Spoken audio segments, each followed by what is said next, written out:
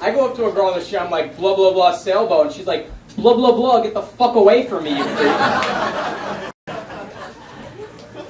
And with that, your next comedian has multiple times said, blah, blah, blah, get the fuck away from me, you creep. She is one of the few female comedians we have at the Underground, so we're very happy to have her. She's all over the city. She's very funny. Give it up for JoAnna Ross, everybody.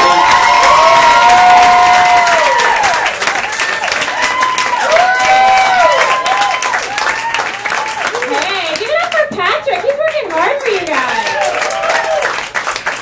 What's up, New York? You guys okay? Yeah. All right. So my name's JoAnna Ross. I hope I don't disappoint anyone when I tell you I'm not Jewish. I'm actually an Italian, Polish, Scottish Catholic. Thank you. Which I think is like being Jewish. We're always yelling, bitching, eating, feeling guilty, making you feel guilty, feeling guilty about making you feel guilty, drinking, and not giving blowjobs. Which I don't really feel guilty about. I'm not going to lie to you guys, though. I've actually posed as a Jew. With my last name being Ross, people just assume that I am. When they invite me to a temple, a seder, or a bris, I just show up. No questions asked. But I don't really stay too long at the bris. You know, I usually leave when they cut the cake. Or anything else for that matter. I don't need to pretend I'm that Jewish. Because let's be honest, in the comedy world, being Jewish is like being royalty. It's kind of like being Asian and in porn. Yeah, which I should know. I pretended to be Asian too. You guys are warm and friendly. I like it. So I'm going to practice coming out to you guys because I need to come out to my family. Because I'm sick of the lies. I'm sick of calling them my friends. And I need to come out of the closet and tell them that I am not a virgin anymore. Secretly, I think they knew. Because I'm 30. 5. I've also had these tits since I've been in 2nd grade. And hello, I was raised Catholic. We're all whores.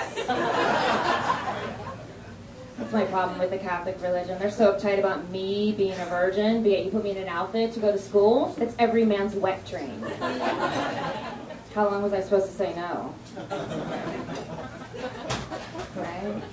Nowhere else in the world do they do this. Nowhere else in the world do they ask you to do a job and not give you the proper attire, right? Like policemen have bulletproof vests to fight the bad guys, and firemen have fireproof coats to fight the fires. You understand, you get my drift.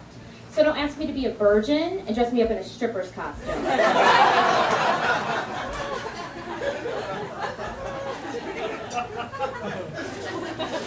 Besides, what did they think was going to happen? The only training I had was being on my knees for hours. And saying, oh God, to something that wasn't there.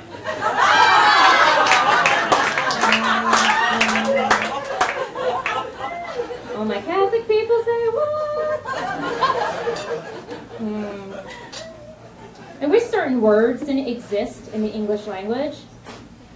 You know, like Andy. Now I hate everyone named Andy. I don't date anyone with a brother named Andy. And I sure as shit ain't sucking on any more Andy's candies anymore. No. So I'm in my 30s and I'm single. Thanks. And I'm okay with that. I'm okay with being single, but sometimes it gets difficult, right? Everyone that's single in the house, it's kind of difficult. Like when I went to go look for an apartment, I was filling out the application and the landlady looked at me and she goes, you got husband, you got husband, you got husband, right? And I was like, no. You got boyfriend, you got fiance, right? I was like, no. You gonna be here alone, you gonna be here alone, you got no nobody, you got no nobody, you got no nobody, you got no Valentine? And I was like, I get it, bitch. Single. Here's the thing, no one prepares you for being alone and in your 30s. No one in sex ed told me that as women get older, that we get hornier. But now I understand why everyone bought me a vibrator for my 30th birthday. I just didn't think I'd have to use them all. Like, where's the life skills class? Where's the life skills class in dating in your 30s? Because there's a point on every date where pretending I'm not a mess gets to be too difficult. And being the Catholic whore that I was raised to be is a lot easier. My friend told me there was 5 stages in a relationship.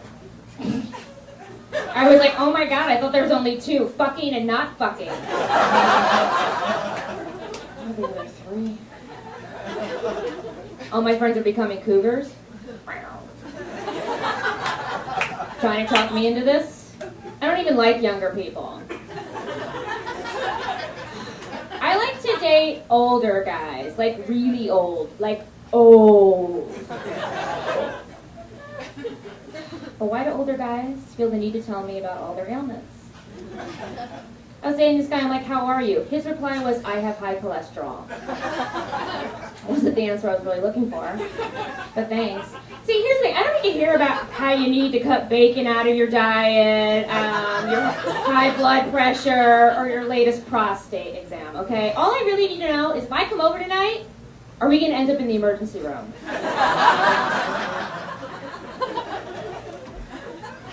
And how many times can you get it up? Because the 2-3 express train's running local to Brooklyn. I need to weigh out the options.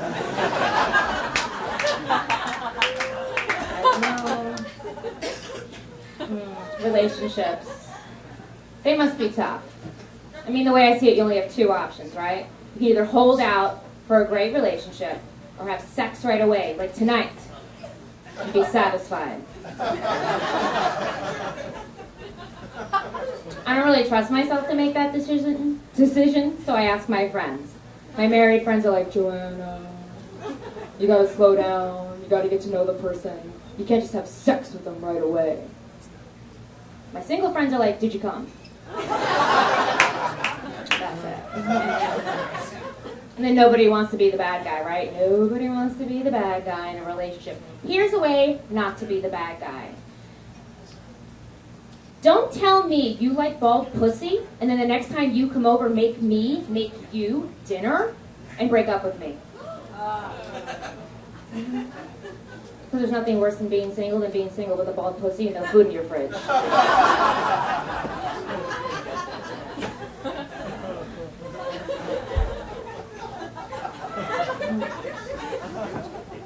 How many of you ladies out there do get bikini waxes?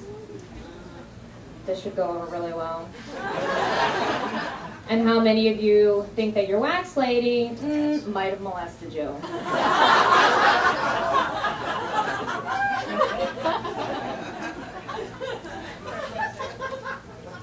Did you guys hear about that pregnancy test that tells you right away that you're pregnant? Right away.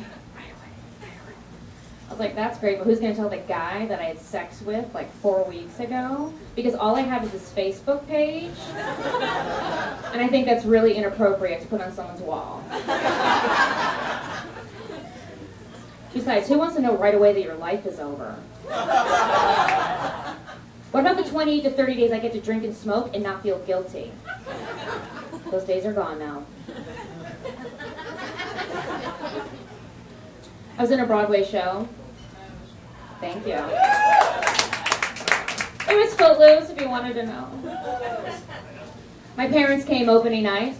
The next night, my siblings show up. My mother got them a limo because we're from New Jersey. What? Yeah. And then my mom was pissed when they showed up drunk. First of all, Mom, we own a liquor store. Okay? That was their first stop. Secondly, now they have a driver. Why wouldn't you show, right? We all get drunk. So my brother shows up to the bar and orders shots. I don't know how many of you guys went to a Broadway show. There's no shots. There's no shot glasses. My brother-in-law heads over to the paraphernalia table and buys $400 worth of Footloose shit for kids that he doesn't have. Intermission rolls around, my brother-in-law pukes at the Richard Rogers Theater in the orchestra section, just in case you need to know. And then he leaves.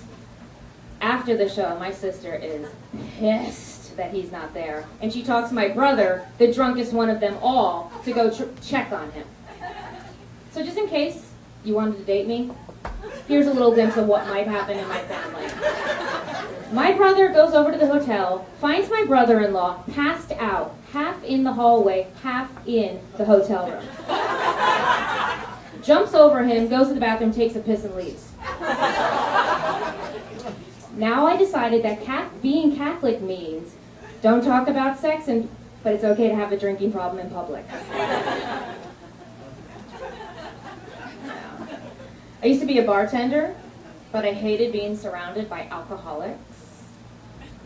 So now I teach yoga to kids. And I'm pretty certain I'm the only alcoholic there now. Yeah. You know who's really mean? 5-year-olds. This little girl, Katie, looked up at me. She goes, "You have a mustache." And I was like, "No, I don't." She goes, "Yeah, I think you do." And I was like, "Yeah? At least I still don't wet my pants anymore." On purpose. I teach kids they're at that age where they're finding things in their pants. That's great. Don't find it in my yoga class.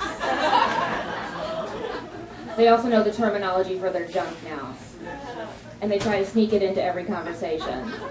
I was teaching these kids and I was like, look forward at your hands, not back at your feet. Look forward at your hands, not back at your feet. This little boy, Oliver, goes, yeah, look forward at your hands, not back at your penis. And I was like, and moving on. You use every body part in every pose in yoga. And that little shit Oliver goes, even my penis? That depends. Does it work? Don't test me, 5-year-old. Little girls are worse. Once they know this is their vagina, they can't stop talking about it. Little Olivia ran up to me and said, my doctor told me my vagina has an infection. I was like, so do I. So why don't you run to your cubby and get your medication? Because I don't have any health care.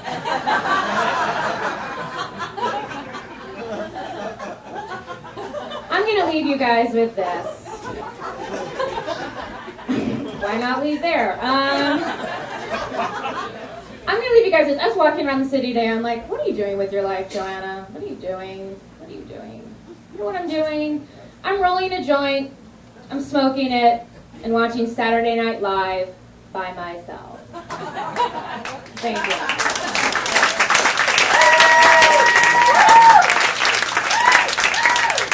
My friend calls me up, she's like, what are you doing? I'm like, I'm rolling a joint, about to smoke it. Watch Saturday Night Live by myself. She's like, JoAnna, it's Friday. Now I have a dilemma. All right, guys, my name's JoAnna Ross. Thank you very much.